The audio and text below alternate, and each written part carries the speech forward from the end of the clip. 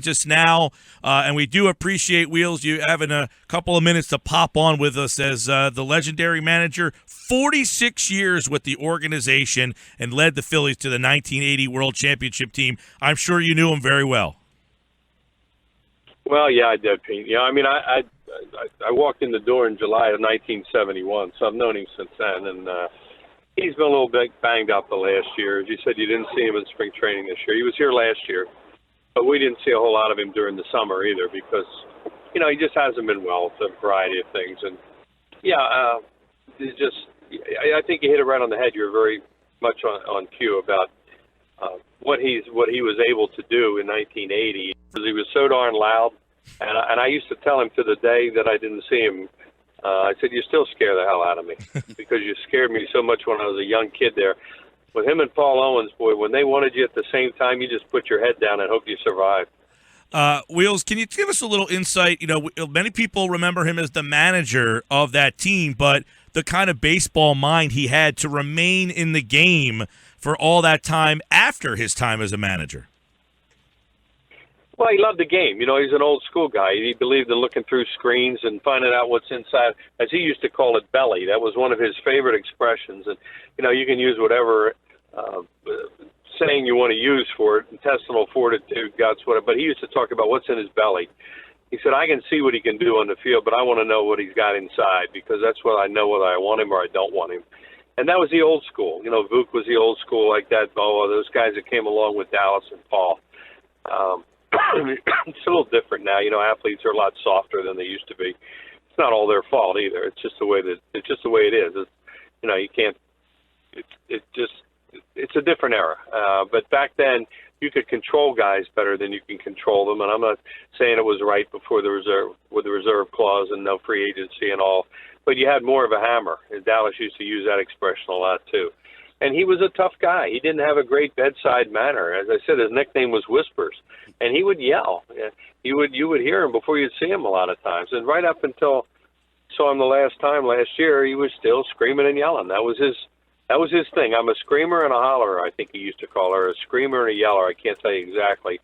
And he was very comfortable. Dallas Green was very comfortable with himself. He really didn't care what anybody else thought about him. Chris Wheeler spending a few minutes with us about the tragic passing of Dallas Green. So how did being a tough guy help propel that 1980 team? Because that rule sheet that you're talking about, Wheels, any players acting unprofessionally or embarrassing me or the club will be fined at my discretion. And Carlton wouldn't even read it. Larry Boa said they were being treated like high schoolers. Bob Boone said we hated him, but they rallied. Oh, yes. Oh, they all did. They all, I'm not saying all because you hate to generalize, but they didn't like him, and they didn't like the way he was running things. But you know what? Whether it was an us against him mentality, I can't tell you that, but there was some of it. It was like, we're going to show that big, loud SOB, that we're pretty good. But really, they hadn't gotten it done. They really did. I'll tell you, the guy that understood what he was doing and respected him as much as anybody was Pete, who came in from a different situation and understood what the Phillies had been in the 70s when his Reds were beating us and other teams like the Dodgers were beating us when it counted. And I think he knew that this team needed a kick in the butt, and Pete wasn't the kind of guy to do that. And I don't know that we had any players that were really the kind of guys to do that, but Dallas was. And as I said, and I want to repeat myself, but the main reason was he had so many of them in the minor leagues. And he knew them when they were kids, when they were signed. And he had been around them. And he knew what made them tick. And he knew whose buttons he could push, who he had a kick in the butt, and who could pat on the back. And he was a master at that. And, it was a short-term thing. You weren't going to be able to do that for a long time, but it worked. Do you think Phillies fans or the Phillies brass specifically ever forgave him for the Cubs maneuver that he pulled with that big trade? Well, as Boas said, Rhino, he used to talk about Rhino. He said, remind Rhino that he was a throw-in in that deal. Dallas had a list. He had a list of players that he wanted, and Dallas will never tell you that Sandberg was the number one guy, but he was a guy that he really wanted to try to get if he could, and he did. And he turned out to be a Hall of Famer, obviously a great player.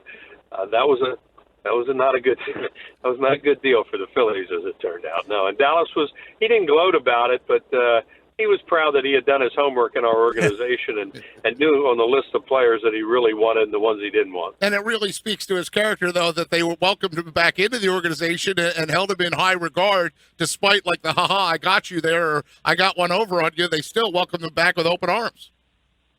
Well, Bill Giles and Dave Montgomery are not grudge holders, and I think that's a great observation on your part that they brought Dallas back. And, Dallas had his problems with Charlie Manuel. That was well publicized, and to Charlie's credit, he called Dallas out on it one day, and those two went nose to nose in the clubhouse one day, in the manager's office.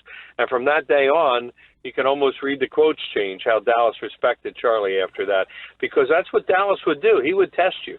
And if you stood up to him, you got points for that. If you backed down to Dallas and acted afraid of him and scared of your own shadow and all that, it was never going to work. You had to yell back at him. Like I said, I did it in jest a lot of times, but once in a while when he's bugging me about playing golf and stuff, I say, "Shut up! You need to go.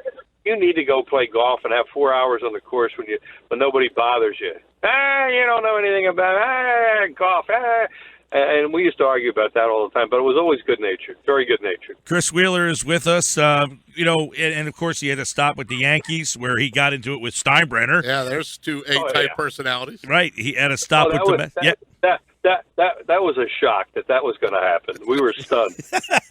he had a run with the Mets for a couple of years, and then he was in, of course, the front office with the Cubs. And you look at comes back, as Pete mentioned, as a senior advisor to the Phillies. How much kind of input was he still kind of having? I mean, as he was an older guy still in the end there, but it seemed like he was always so vibrant still about the game, even no matter what role he was in. Well, let me put it this way. I was never privy to the meetings, but his voice was heard. And he certainly wasn't afraid to speak up if he heard 6 or 7 or 8 guys talking about how much they liked the player, and if he didn't like him, he'd say, "I don't like him."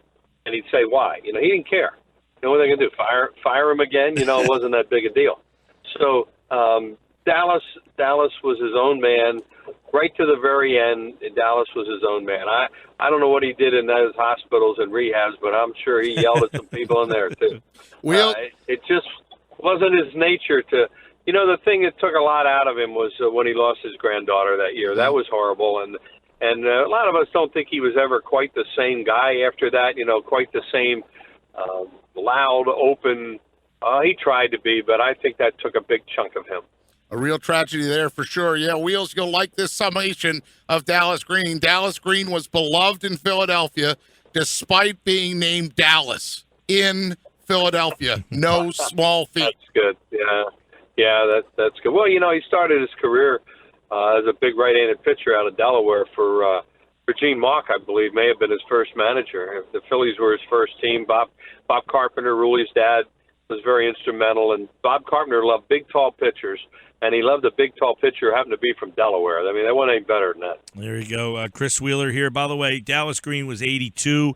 He spent 62 years in baseball, 46 of them with the Phillies. Is there a moment of walking in or being around Dallas that stands out for you? As you said, you were there since 1971. I'm sure there was a lot of times you had, bumped into him or seen something or heard something. But is there something that kind of epitomizes who Dallas was and what he meant to the Phillies organization?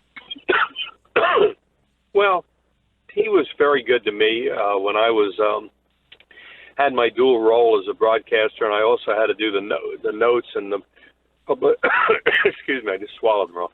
Publicity for the team and write news releases, and he was very, very good with me. He was very, very honest, and I always knew where his head was. And he would tell me ahead of time some of the things he was going to do. He was going to sit down, and he was in charge. The one thing he always knew about Dallas was when you were in the room with Dallas, Dallas didn't walk into a room and blend, if you know what I'm saying. When Dallas Green walked in a room, he commanded it, just because he was so darn big and so loud.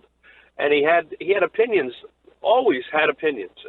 I can still hear him, he'd say, Wheeler, what the heck have you done for the Phillies today? Tell me something you've done positive. And I'd say, I don't know, D, I'm working on it. But I don't have to listen to you anymore, which is nice. And he would laugh. You could make him laugh. That's what I'd say. You always had to come back at him, because if you cowered around him, I know I cowered around him early. before I learned how you had to handle him and Paul Owens, because if you didn't stand up to them, they would bury you. My memories of him will always be this big, tough guy, and one of my lasting memories of him will be the compassion that he showed for his son and his family, and people showed towards him when he lost his granddaughter in that awful shooting. I know one time I spoke to him maybe 2 or 3 times in the times I was in Clearwater at Wheels, but he loved Clearwater. He loved being down there. Oh, didn't he? Oh, he loved it here. That was one of the things, that he wasn't here this spring, and so many of us took time once in a while, and I'd walk past where he would be sitting, and sometimes he'd be up on this upper. You can picture where I mean, where the half field is. Yep. And he would be upstairs there where the office. Right in front of the offices there. You'd see him all the time. Right.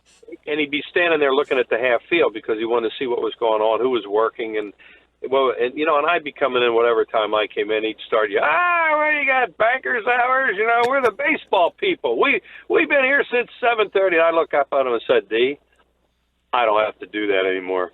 I said, I'm a broadcaster and I got the long straw. What do you want me to do? I ain't coming in here at 7:30 with you. But one of the coolest things was watching him learn how to use a computer. We all kind of helped him. I helped him with some stuff on his computer. And when he went into the world of having to do that and cell phones, that really used to drive him nuts. When he got his first real phone with I don't know whether it was an iPhone or what it was, but it was where he could, I know these emails. He was always, whoever was nearby that had an idea about his phone, he was always asking his questions about his phone and his computer. So, hey, he got kicked and dragged screaming into the new world we're in, but to his credit, he adjusted and he was a part of it. Well, Chris, Wheels, we appreciate a couple of minutes. We know the game just ended down there, and it's been probably kind of a sad day for the organization. As you guys are, by the way, as you get to this point of spring training, it wears on everybody down there. I'm sure many of the people are ready to get out of there. But sad day, but we do appreciate you giving us some time.